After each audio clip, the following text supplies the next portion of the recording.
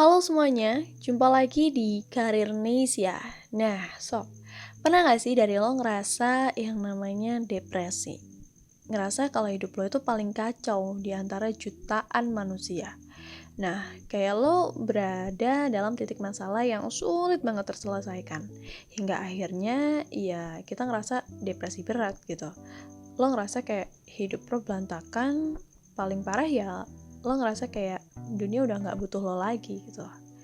Nah, kalau lo sedang dalam keadaan seperti itu, kayaknya video ini bakalan cocok deh. Jadi, tontonin video ini sampai habis. Oke, jadi kira-kira dari mana sih datangnya depresi? Nah, secara medis, depresi adalah gangguan suasana hati atau mood yang ditandai dengan perasaan sedih yang mendalam dan juga rasa yang tidak peduli. Jadi semua orang tuh kayaknya pernah ya merasakan yang namanya sedih atau murung. Seseorang dinyatakan mengalami depresi jika sudah 2 minggu merasa sedih, putus asa, atau tidak berharga. Jadi lo pernah ngerasa sedih banget kan ya, sampai hati lo terasa sakit dan tersayat karena kesedihan yang lo alamin. Nah, pernah nggak ngerasain kayak gitu? Atau nih, ngerasa kayak ya udah kayak nggak guna banget gitu hidup lo. Nah, manusia ini bisa dikatakan depresi kalau berturut-turut selama 2 minggu mengalami kesedihan. Nah, bahayanya nih, terkadang kita nganggap ya udahlah sedih ya sedih aja gitu. Itu merupakan hal yang enteng-enteng aja gitu. Nah, tapi tahu nggak sob, kalau ternyata nih dari hal tersebut itu bisa berakibat pada menurunnya produktivitas kerja, gangguan hubungan sosial, hingga munculnya keinginan untuk bunuh diri. Nah, kali ini gue akan bahas gimana sih cara handle depresi lo agar nggak jadi berlebihan. Jadi nggak semua orang sebenarnya tuh bisa ngehandle dirinya ketika dia merasa depresi. Nah, jadi tolong banget buat lo yang nonton video ini, udah simak aja sampai habis. Karena lo bisa ngehandle diri sendiri saat depresi. Nah, jadi nih, yang pertama yaitu penanganan depresi secara medis, yaitu dengan melakukan psikoterapi. Nah, ini bertujuan untuk membantu mengatasi masalah akibat depresi dengan cara memberikan obat antidepresan. Gue di sini bakal bahas sedikit panjang tentang build up your mentally.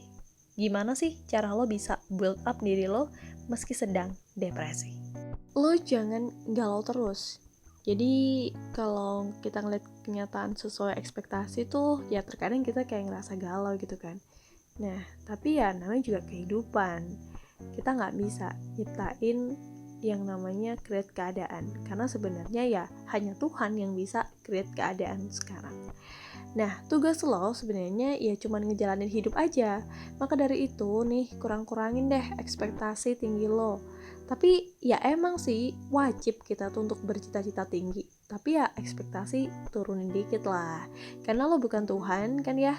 Jadi ya lo bukan yang create keadaan. Nah gitu. So, jadi udah saatnya nih lo itu harusnya ya berserah dan juga berpasrah dengan keadaan yang terjadi saat ini. Karena ya manusia hanya sebatas melaksanakan gitu. Nah ini, biasanya stres ini muncul karena ya manusia nggak terima dengan keadaan sekarang. Jadi manusia merasa kayak ya berkausa gitu dengan hal-hal yang harusnya terjadi. Nah ini nih, yang jadi miskonsepsi sehingga menimbulkan yang namanya depresi. Nah, by the way nih, kalau lo bisa bangkit dari depresi, wah ini mantep banget sih, keren abis. Jadi ya karena emang banyak banget sih sebenarnya kayak contoh orang-orang keren yang bangkit dari depresi dan berhasil jadi orang yang sukses. Contohnya nih, lo tahu KFC nggak? Iya, KFC, fast food yang udah di mana-mana di seluruh dunia kan ya. Masa sih nggak tahu? Nah, jadi ini merupakan salah satu makanan yang paling enak kan ya, didirikan oleh Kolonel Harlan Sanders, yaitu seorang pengusaha yang mulai menjual ayam gorengnya dari restoran pinggir jalan di Carpin, Kentucky. Ini adalah salah satu contoh orang yang udah bisa atau udah mampu bangkit dari depresi. Nah, jadi lo sebenarnya pasti bisa kok bangkit dari yang namanya depresi. Gue yakin deh, lo tuh punya value lebih untuk menjadi manusia yang lebih hebat dari saat ini. Yakinin diri lo bahwa lo tuh punya value lebih. Jadi setelah kalian nonton video ini, gue harap ada output dari lo dan keinginan yang kuat untuk bangkit dari yang namanya depresi. Well, terima kasih udah menonton video ini. Jadi, gue Sasmita. Sampai jumpa di video Karirnesia selanjutnya. Bye-bye!